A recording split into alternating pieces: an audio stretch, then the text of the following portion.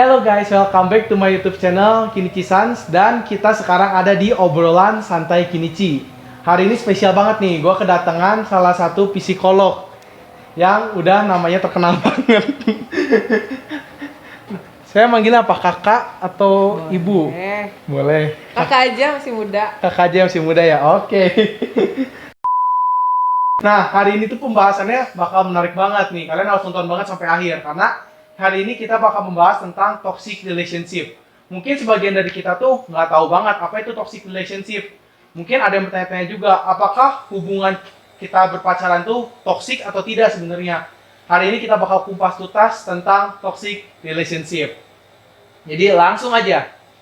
Nah, suatu hubungan itu idealnya itu dengan perasaan kasih. Tentu saja dengan saling pengertian, saling menghormati, di mana kita juga dalam pengambilan keputusan itu tidak hanya satu pihak yang berpikir, tapi dirundingkan secara baik-baik oleh berbagai pihak. Namun, kadangkali hubungan kita itu menjadi sebuah hubungan yang toksik. Hubungan yang toksik itu nggak selalu kita ngomongin tentang hubungan pacaran atau antara lawan jenis, tapi hubungan toksik itu seringkali juga bisa antara orang tua, anak dengan orang tua, baik itu orang tua dengan orang tuanya lagi, maupun tentang pertemanan. Ada yang toksik. Cuman di sini kita bakal bahas ke yang lebih hubungan antar lawan jenis atau pasangan gitu guys. Nah, buat yang belum tahu nih, pasti banyak yang bertanya-tanya, apa sih toxic relationship itu? Nah, di sini gue mencoba ngerangkum dari berbagai sumber apa sebenarnya toxic relationship. Nah, toxic relationship itu sebenarnya intinya adalah hubungan yang merusak, baik secara fisik maupun mental. Dan pastinya hubungan tersebut tidak baik gitu ya, tidak didasari dengan hal yang baik. Nah, kita tanyain aja langsung sebenarnya, apa sih toxic relationship itu? Betul, yang tadi kamu bilang toxic relationship adalah suatu hubungan yang merusak. Kalau dari asal katanya juga kan berarti toxic means racun, relationship adalah hubungan. Jadi hubungan itu harusnya hubungan itu kan kalau yang baik itu yang sehat itu yang bisa memberikan suatu nilai tambah yang positif gitu buat diri. Tapi toxic relationship itu malah bikin kitanya jadi tidak baik gitu. Makanya dibilang ini adalah suatu hubungan, salah satu tipe hubungan yang merusak orang pribadi adalah toxic relationship gitu. Jadi memang tidak baik hubungannya.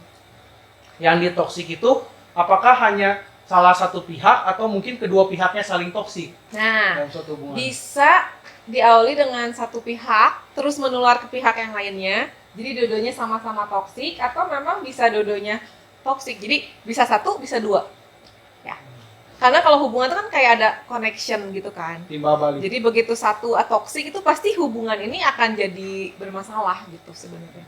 Nah, pasti bingung juga kan? Lah, hubungan gue sebenarnya sama cowok gue ini toksik nggak? Atau gue sama cewek ini hubungannya toksik nggak? Nah, ada cirinya teman-teman, jangan khawatir. Nah, ada beberapa ciri hubungan itu bersifat toksik atau enggak. Nah, ciri yang pertama adalah posesif. Nah, posesif itu merupakan sifat ketidakpercayaan kita terhadap pasangan. Seringkali kita ragu sama pasangan kita. Misalnya, gini aja kalian jujur. Misalnya kita izin pengen jalan sama cowok atau cewek lain gitu misalnya. Terus dia nanya, Say, besok aku jalan sama cowok ini ya, boleh nggak? Nah, pasti kalian yang cowok-cowok nanya-nanya nih, aduh, ngizinin nggak ya? Itu kenapa kalian bertanya-tanya gitu? Kalau kalian yakin ya harusnya kalian ya udah izinin aja. Kalian percaya kok pasangan kalian nggak akan selingkuh atau pasangan kalian tidak akan jadi suka sama cowok itu, tapi kalian sendiri pasti pada ragu-ragu kan buat ngizinin atau enggak. Nah, setelah kalian posesif, maka muncul yang disebut over posesif. Over posesif itu dimana kalian itu terlalu apa ya, mungkin terlalu lebih menjaga gitu, terlalu menjaga sampai akhirnya disebutnya over, berlebihan. Nah, kalian masuk yang posesif atau over posesif. Nah, coba kita tanya aja langsung, sebenarnya posesif itu boleh atau enggak, atau ada batasannya atau enggak? Oke, sebenarnya kalau posesif itu sendiri kan ingin menguasai pasangan ya gitu ya, ingin menguasai pasangan. Dasar dari seorang bisa posesif itu betul yang tadi kamu bilang bahwa ada unsurnya adalah ketidakpercayaan. Unsurnya ada ketakutan, kecemasan kalau pasangannya ini punya potensi untuk meninggalkan dia gitu. Jadi posesif itu basicnya kenapa sih orang bisa posesif?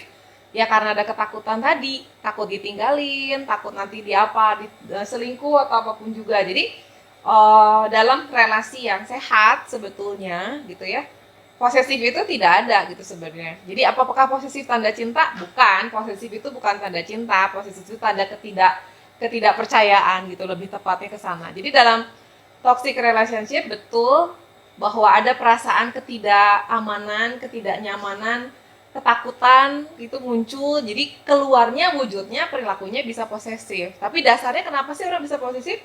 Karena dia nggak aman gitu, dia ngerasa tidak nyaman gitu dalam hubungan ini, makanya keluarnya posesif. Oke, jadi menurut itu posesif itu seharusnya dalam suatu hubungan itu tidak didasari dengan perasaan yang posesif, tapi harusnya didasari dengan rasa percaya antar pasangan. Nah, berikutnya nih, ada ciri yang kedua nih. Ciri yang kedua itu adalah memanfaatkan pasangannya. Memanfaatkan di sini artinya luas, bukan hanya kita memanfaatkan secara materi, tapi bisa juga memanfaatkan kemampuan atau kelebihan pasangannya. Nah, memanfaatkan di sini tuh sebenarnya saya sedikit bingung gitu. Manfaat itu dalam batas apa? Apakah masa kita tidak boleh memanfaatkan sama sekali dalam suatu hubungan, atau memanfaatkannya itu ada batasnya, atau memang nggak baik aja kalau hubungan didasari dengan saling memanfaatkan gitu? Nah, dalam suatu hubungan itu kan sebenarnya harusnya ada kebermanfaatan dari dua belah pihak gitu ya.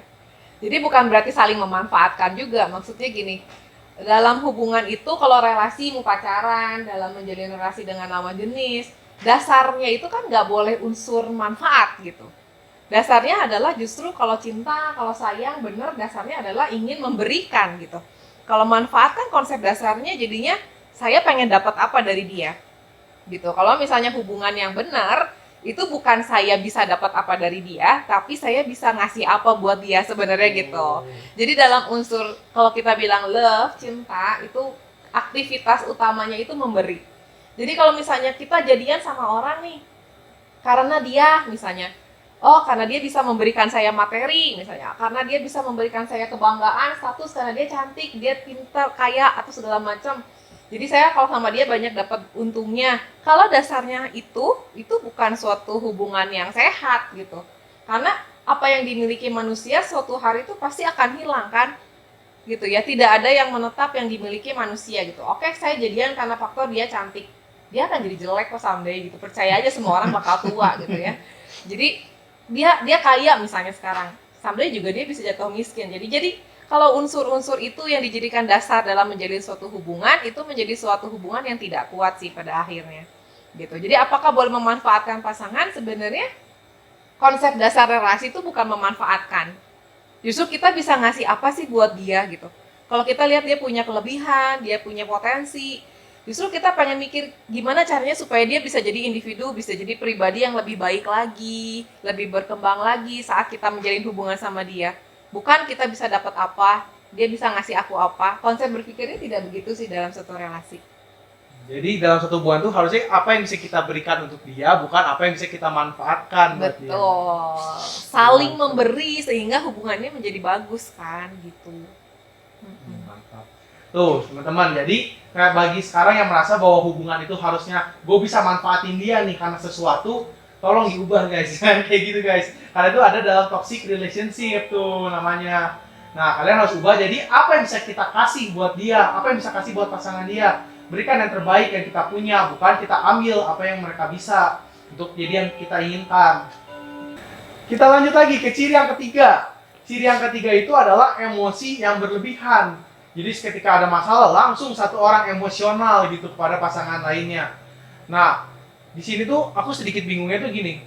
Gimana kita membedakan antara emosi yang berlebihan ketika ada suatu masalah dengan orang yang memang pada dasarnya kan pemarah gitu kan. Setiap orang sifatnya beda-beda. Kita tahu bahwa ada orang yang penyabar, sabarnya panjang sekali. Ada juga orang yang sedikit aja langsung cepat marah. Nah, gimana kita bisa membedakan bahwa hubungan kita itu didasari oleh emosi yang berlebihan atau memang sifatnya dia pemarah dan kita harus belajar menerima sifat itu kalau kita ingin tetap menjalani hubungan tersebut. Oke, mungkin kembali pada konsepnya dulu gini.